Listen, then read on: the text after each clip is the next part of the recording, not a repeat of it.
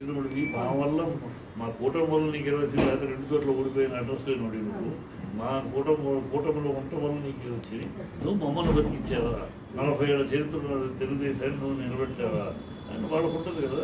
కనుక నీ నోటి దూరం నీకు దూరం చేస్తారు. వాళ్ళ ఆరంభం ఇవన్నీ హరిబాబు ఒకటే చాలా మంది జనసేన మీ నోళ్లే మీ వాడుకుని విశ్వాసఘాతంగా మాట్లాడే మీ నోళ్లే.